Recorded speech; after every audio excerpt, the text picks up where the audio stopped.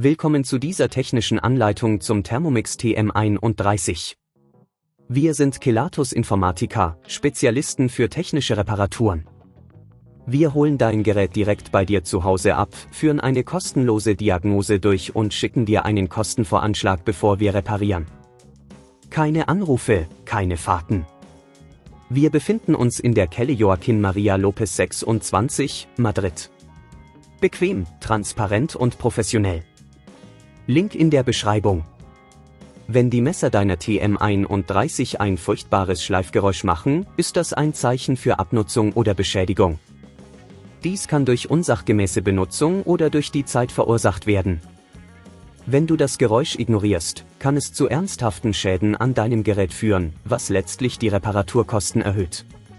Für diese Reparatur benötigst du eine Kreuzschlitzschraubendreher, eine Zange und ein neues Messerset für den Thermomix TM31.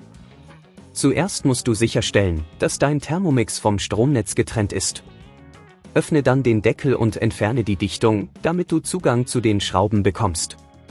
Du wirst feststellen, dass die Schrauben des Messers festsitzen, also sei vorsichtig, wenn du sie mit dem Schraubendreher löst. Achte darauf, die Schrauben an einem sicheren Ort aufzubewahren, damit sie nicht verloren gehen.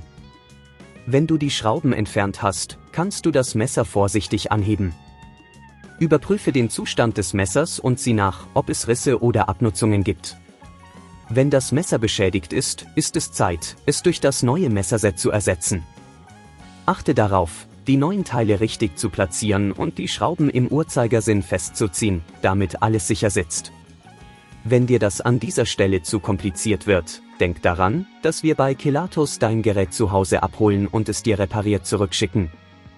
Vergiss nicht, die Dichtung wieder einzusetzen, bevor du den Deckel schließt.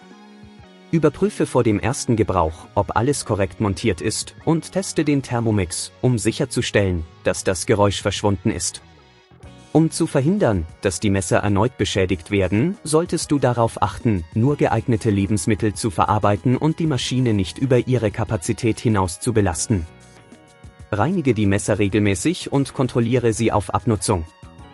Wenn du kein Risiko eingehen willst, bei Kelatos holen wir dein Gerät ab, reparieren es und liefern es dir nach Hause, deutschlandweit. Link in der Beschreibung.